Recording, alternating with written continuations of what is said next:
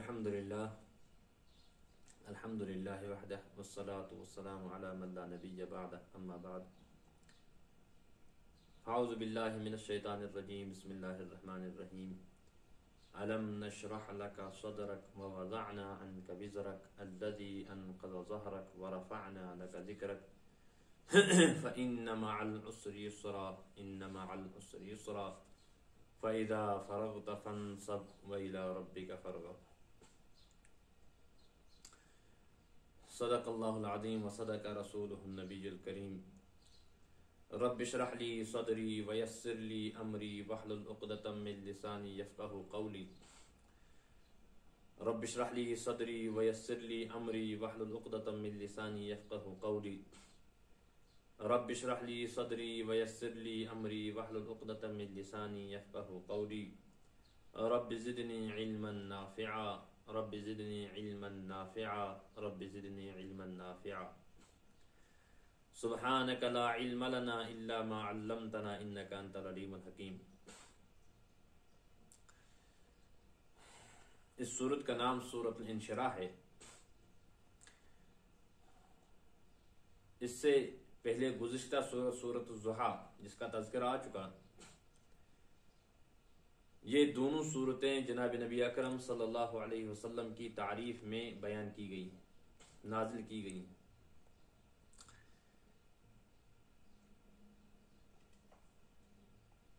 تو سورۃ الانشراح میں نبی رحمت صلی اللہ علیہ وسلم کی جو تعریف کی گئی ہے، اس میں 3 اقسام بیان کیے گئے ہیں. یعنی وہ انعامات جو نبی رحمت صلی اللہ علیہ وسلم پر کو اللہ تبارک و تعالیٰ نے عنایات فرمائے ہیں، وہ 2 قسم کے انعامات ہیں. ایک تو ظاہری اعتبار سے نبی رحمت صلی اللہ علیہ وسلم پر جو انعامات کی بارش کی گئی،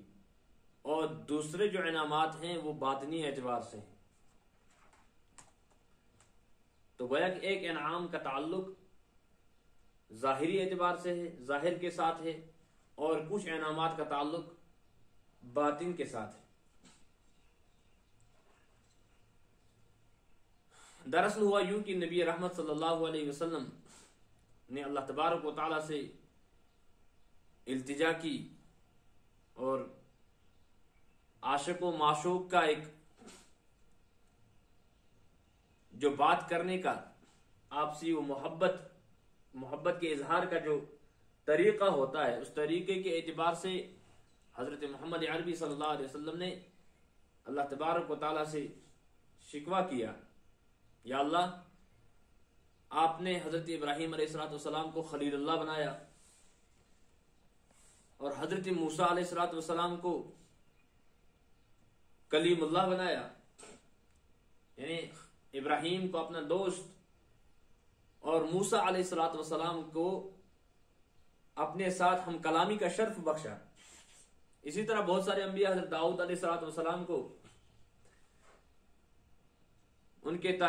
لوہا ان کے لیے نرم کر دیا، پہاڑوں کو ان کے تابع کر دیا. حضرت سلیمان علیہ السلام کی بادشاہت کا چرچا، جنات اور انسان ہر چیز پر ان کی بادشاہت. یا اللہ، میرے لیے کوئی خاص چیز؟ تو اللہ تبارک و تعالیٰ نے اس صورت کے اندر ان چیزوں کا تذکرہ فرمایا کہ یا رسول اللہ صلی اللہ علیہ وسلم، الم نشرح لک صدرک، کیا ہم نے آپ کا سینہ آپ کے خاطر کشادہ نہیں کیا؟ انشراح صدر، سینے کا کھول دینا. اگر اس کو ہم باریک بینی سے دیکھیں تو کلیم اللہ حضرت موسیٰ علیہ السلام، اولو العزم پیغمبر، اتنے بڑے پیغمبر کہ اللہ تبارک و تعالیٰ کے ساتھ ہم کلامی کا شرف حاصل ہوا. لیکن جہاں شرح صدر کا معاملہ آتا ہے تو اللہ سے دعا کرنی پڑی. رب اشرح لی صدری ویسر لی امری. تو انشراح صدر کے لیے، سینے کے کشادہ ہونے کے لیے حضرت موسیٰ علیہ السلام یہیں سے اللہ کو التجا کر رہے ہیں، دعا مانگ رہے ہیں. لیکن نبی رحمت صلی اللہ علیہ وسلم کا مرتبہ اور نبی رحمت صلی اللہ علیہ وسلم کی عظمت یہ کہ اللہ تبارک و تعالیٰ نے وہیں سے قرآن مقدس میں اعلان کر دیا، الم نشرح لک صدرک، کہ ہم نے آپ کے قلب مبارک کو، سینے مبارک کو بہت زیادہ کشادہ کر دیا. ایک تو معنوی اعتبار سے نبی رحمت صلی اللہ علیہ وسلم کے قلب مبارک بہت زیادہ کشادہ تھے، جس کی وجہ سے، جس کی بنا پر ہم دیکھ رہے ہیں کہ علوم الہی کا سرچشمہ نبی رحمت صلی اللہ علیہ وسلم کا قلب اطہر ہے، کہ پوری دنیا کے علوم کو اگر جمع کر دیا جائے اور حضرت آدم علیہ السلام سے لے کر نبی قیامت تک آنے والے تمام انسانوں کے علم کو جمع کر دیا جائے اور پھر دوسرے پردے میں نبی رحمت صلی اللہ علیہ وسلم کے علم کو رکھا جائے، تو نبی رحمت صلی اللہ علیہ وسلم کے علم کے مطابق علوم کے مقابلے میں ان کا علم ایک معمولی حیثیت رکھتا ہے. اتنا علم اللہ تبارک تعالیٰ نے دیا ہے.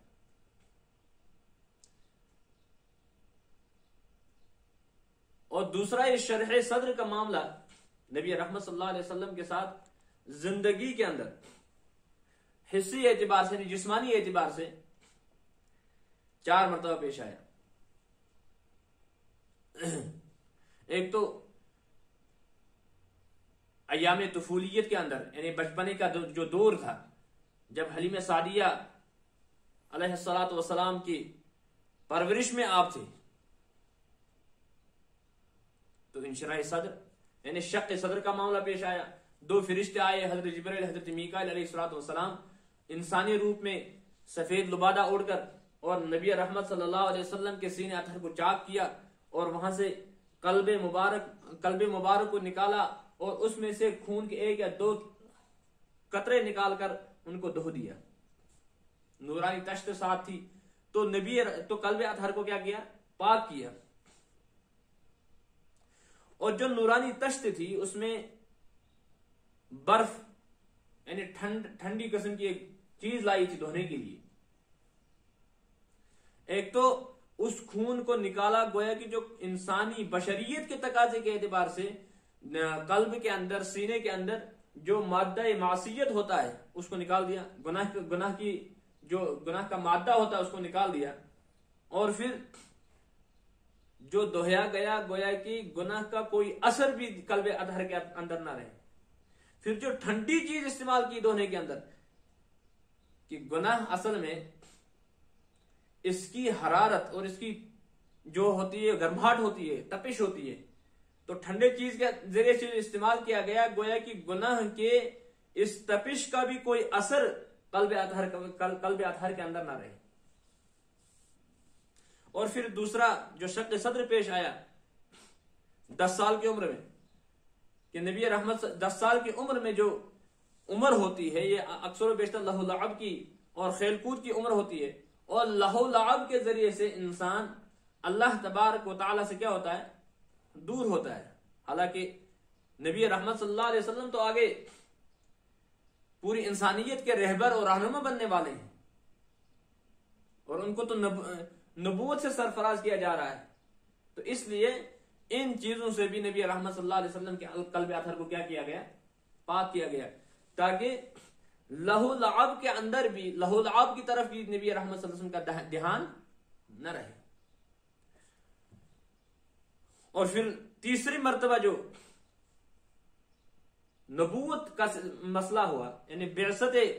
بعثت جس وقت ہوئی نبی رحمت صلی اللہ علیہ وسلم کی، جس وقت نبوت عطا کی گئی، تو اس وقت بھی پہلے شق صدر کا معاملہ پیش آیا، تاکہ جو اللہ تبارک و تعالیٰ کے کتاب اور نبوت کا جو بار اور وزن ہے، وہ وزن اس وزن کے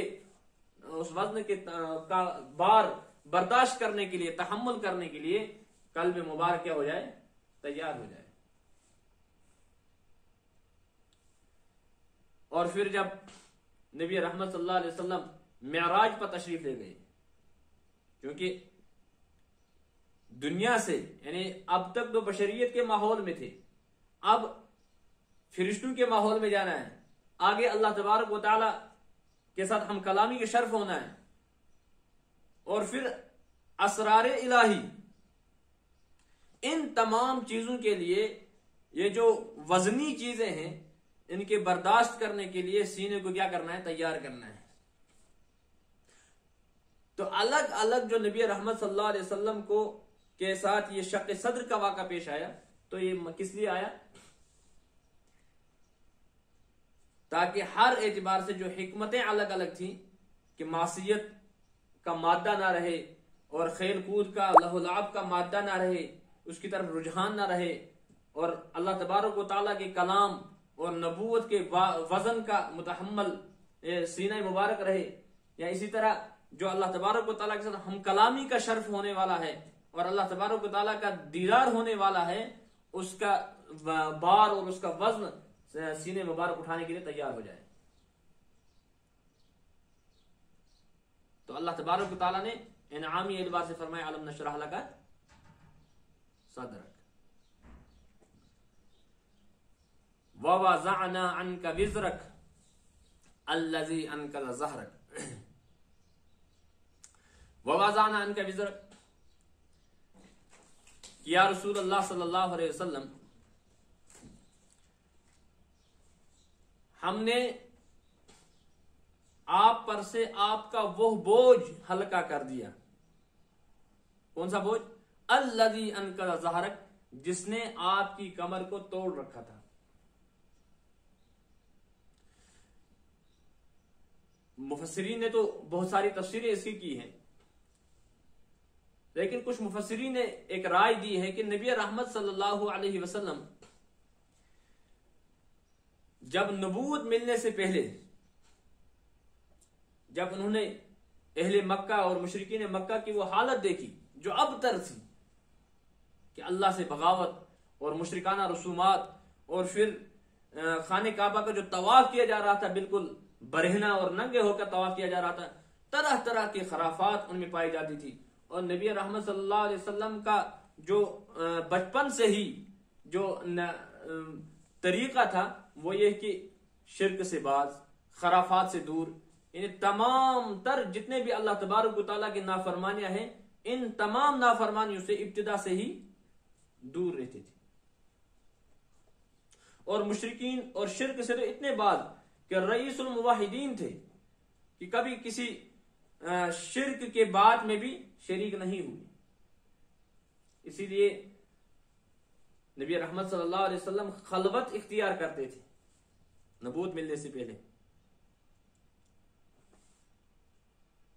تو ایک تو وہ بوجھ تھا نبی رحمت صلی اللہ علیہ وسلم کے قلب اطہر پر اور بدن مبارک پر کہ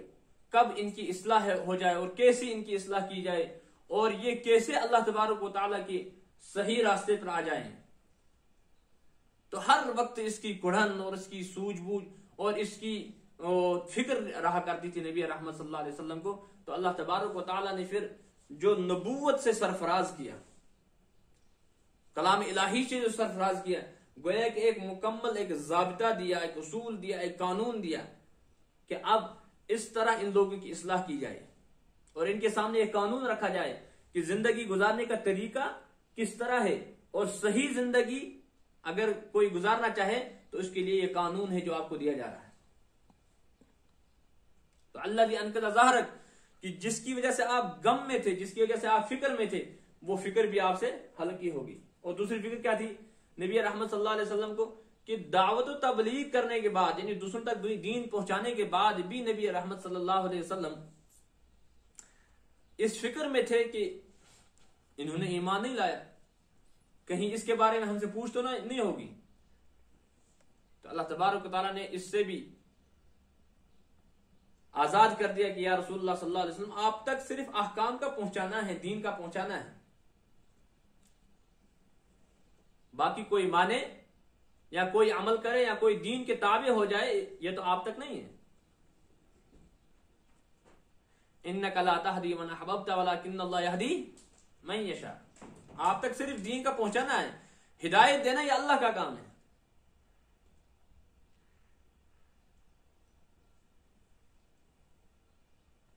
تو یہ دو انعامات کہ پہلے انشراح صدر رسول اللہ صلی اللہ علیہ وسلم کو عطا کیا گیا، اس کے بعد کہ وہ بوجھ ہلکا کیا گیا جو نبی رحمت صلی اللہ علیہ وسلم کو بظاہر جسم اقدس پر تھا. تو اس کے بعد سب سے بڑا انعام وَرَفَعْنَا لَكَ ذِكْرَكَ کہ رسول اللہ صلی اللہ علیہ وسلم کہ ہم نے آپ کے ذکر کو اونچا نہیں کیا. حدیث میں آیا ہے نبی رحمت صلی اللہ علیہ وسلم نے حضرت جبرائیل امین علیہ السلام سے دریافت کیا کہ اللہ تبارک تعالیٰ نے میرے ذکر کو، میرے نام کو کیسے اونچا کیا. حضرت جبرائیل امین علیہ السلام نے فرمایا کہ نبی اللہ تبارک و تعالیٰ نے آپ کے نام کو، آپ کے اسم مبارک کو اپنے نام کے ساتھ ہر جگہ لگا دیا ہے. چنانچہ ہم دیکھیں کہ اذان میں جہاں اللہ اکبر وہاں اشہد ان محمد رسول اللہ، اشہد ان لا الہ الا اللہ کے ساتھ اشہد ان محمد رسول اللہ، اور تکبیر میں اللہ کے نام کے ساتھ رسول اللہ صلی اللہ علیہ وسلم کا نام، اور تحیات میں نماز میں اللہ کے نام کے ساتھ رسول اللہ صلی اللہ علیہ وسلم کا نام. جہاں بھی دیکھیں حتیٰ کہ اللہ تبارک و تعالیٰ کی اطاعت میں اگر دیکھا جائے اللہ کے نام کے ساتھ اطیعوا اللہ واطیعوا الرسول، رسول اللہ صلی اللہ علیہ وسلم کا نام. اور معصیت سے بچنے میں اللہ کا نام، اللہ کے نام کے ساتھ رسول اللہ صلی اللہ علیہ وسلم کا نام. وَمَن يَعْصِ اللَّهَ وَرَسُولَهُ فَإِنَّ لَهُ نَارَ جَهَنَّمَ خَالِدِينَ فِيهَا أَبَدًا کہ جس نے اللہ اور اللہ کے رسول کی نافرمانی کی، وہاں جس نے اللہ اور اللہ کے رسول کی اطاعت کی، تو جہاں بھی اللہ کا نام، اللہ کے رسول کا نام وہاں موجود ہے. اتنی بلندی. وَرَفَعْنَا لَكَ ذِكْرَكَ جب تفسیر میں جانے کی ضرورت نہیں ہے کہ اللہ تبارک و تعالیٰ نے جو بلندی اور سرفرازی رسول اللہ صلی اللہ علیہ وسلم کو دی ہے. دنیا کے اندر جتنے بھی اصحاب السیر آئے ہیں، سیرت نگار آئے ہیں، وہ لاسٹ پر آخر میں کہنے پر مجبور ہو گئے بعد از خدا بزرگ تو یہ قصے مختصر کہ ہم تو سیرت کا حق ادا نہیں کر سکیں. بڑی بڑی ضخیم کتابیں لکھی گئی ہیں، موٹی موٹی کتابیں لکھی گئی ہیں، لیکن وہ سیرت کی مکمل کتابیں لکھنے کے بعد وہ جب انہوں نے اپنی کتاب پر دیکھا اور پھر نبی رحمت صلی اللہ علیہ وسلم کی زندگی اقدس کے ساتھ، زندگی مبارک کے ساتھ موازنہ کیا، تو پھر کتاب کے آخر میں یہ کہا کہ بعد از خدا بزرگ تو یہ قصہ مختصر کہ ہم اس سیرت کا حق ادا نہیں کر سکتے ہیں. بس اس کا حق یہی ہے کہ اللہ کے بعد اگر کسی کا حق ہے وہ رسول اللہ صلی اللہ علیہ وسلم کا حق ہے. جس طرح انسان مکمل اللہ کی تعریف اور اللہ کے انعامات کا تذکرہ نہیں کر سکتا ہے، وَإِن تَعُدُّوا نِعْمَةَ اللَّهِ لَا تُحْصُوهَا، اسی طرح نبی رحمت صلی اللہ علیہ وسلم کے خصوصیات اور نبی رحمت صلی اللہ علیہ وسلم کے خصائل کا تذکرہ انسان نہیں کر سکتا. تو یہ سب انعامات کے بعد اب اللہ تبارک و تعالی چونکہ نبی رحمت صلی اللہ علیہ وسلم نے جو ہی بعثت کے بعد دین کا کام شروع کیا تو طرح طرح کے مسائل بذات خود نبی رحمت صلی اللہ علیہ وسلم پر اور صحابہ پر، متبعین پر. تو یہ دنیاوی جو مصائب ہوتے ہیں بظاہر انسان اکتا جاتا ہے، پریشان ہوتا ہے، تو نبی رحمت صلی اللہ علیہ وسلم کو تسلی کے طور پر فرمایا گیا ان مع العسر یسرا کہ موجودہ جو سختی اور مصائب اور تکالیف اور شدائد آپ دیکھ رہے ہیں، ان تکالیف کو دیکھ کر، ان شدائد اور مصائب کو دیکھ کر آپ یہ نہ سمجھیں کہ اللہ کی مدد آئے گی نہیں، بس ہم اسی مشکلات کے اندر زندگی بسر کریں گے. نہیں، ان مع العسر یسرا، موجودہ مشکلات کے ساتھ اس کے بعد ہی انشاءاللہ کیا آئے گی، یعنی سختی کے بعد آسانی آئے گی. کیونکہ مصائب بہت زیادہ تھے، اس لیے تکرار کے ساتھ فرمایا ہے ان مع العسر یسرا، یقیناً سختی کے بعد آسانی آئے گی. اس میں امت مسلمہ کو بھی عمومی حکم ہے اور ایک سبق ہے امت کے لیے کہ اکثر و بیشتر ہم مصائب کو دیکھ کر، مشکلات کے اندر مشکلات کو دیکھ کر بس یا تو واویلا کرتے ہیں، یا تو ہم یہ سمجھتے ہیں کہ جو مشکلات کے اندر پھنس گیا بس یہ اللہ کا باغی ہے. تو کبھی ایسا بھی کرتے ہیں کہ جو مشکلات کے اندر پھنس گیا وہ اللہ کا فرما بردار ہے. تو مشکلات کا ہونا دنیا کے اندر یا آسائش کا ہونا یا اللہ کی فرما برداری اور نافرمانی کے ساتھ اس کا کوئی تعلق نہیں ہے، بلکہ دنیا کے اندر مصائب تو مسلمان کو بھی ہو سکتے ہیں، فرما بردار کو بھی ہو سکتے ہیں، اور نافرمان کو بھی ہو سکتے ہیں۔ تو اصل معاملہ کیا ہے؟ اصل معاملہ ہے راہ حق، کہ اللہ کی تائید، اللہ کی نصرت ہمیشہ راہ حق والوں کے ساتھ آئی ہے۔ جو انسان جس نے بھی راہ حق کو اختیار کیا ہے، اللہ کی تائید اس کے ساتھ ہے، اور جس نے بھی اللہ کی اس راہ حق کو چھوڑ دیا، اللہ کی نصرت اس کے ساتھ نہیں ہے۔ بہت سارے واقعات ایسے ہیں۔ تو بہرحال راہ حق پر مضبوطی سے کھڑا رہنا، چاہے کتنے بھی مصائب اور مشکلات کا سامنا ہو، کرنا ہے، لیکن یہ سمجھ کر کہ راہ حق کے ساتھ اللہ کی تائید ہے۔ اور جب نبی رحمت صلی اللہ علیہ وسلم ان تمام مشکلات میں ان تمام مشکلات کو برداشت کر کے اللہ تبارک و تعالیٰ کے دین کو آگے پھیلاتی گئی، یا صحابہ کرام رضوان اللہ تعالی علیہم اجمعین نے دین حق کو آگے پہنچایا اور اپنے آپ کو بھی مضبوطی کے ساتھ دین حق کے ساتھ لگائے رکھا، تو پھر نبی رحمت صلی اللہ علیہ وسلم کو حکم ہوا، یا رسول اللہ صلی اللہ علیہ وسلم، جب یہ انعامات اللہ نے آپ کو دیے ہیں، جب یہ انشراح صدر کے اعتبار سے ہوں، یا وَوَضَعْنَا عَنْكَ وِزْرَكَ الَّذِي أَنْقَضَ ظَهْرَكَ کے اعتبار سے ہو، وَرَفَعْنَا لَكَ ذِكْرَكَ کے اعتبار سے ہو، تو اب آپ کو چاہیے فَإِذَا فَرَغْتَ فَانْصَبْ وَإِلَىٰ رَبِّكَ فَارْغَب، کہ دعوت و تبلیغ کا جو کام کرتے تھے تو عمومی کام تھا، اللہ ہی کے لیے تھا، لیکن اس میں چونکہ مخلوق کا بھی ایک حصہ ہے کہ آپ مخلوق کو اللہ سے جوڑ رہے ہیں، خالق سے جوڑ رہے ہیں، لیکن کوئی ایسا کام، کوئی ایسی عمل کیجیے جو خاص اللہ کے لیے ہو۔ خاص اللہ کے لیے مطلب کہ جس میں اللہ کے ساتھ خلوت ہو، تنہائی ہو، مخلوق کے ساتھ اس میں کوئی ربط نہ ہو،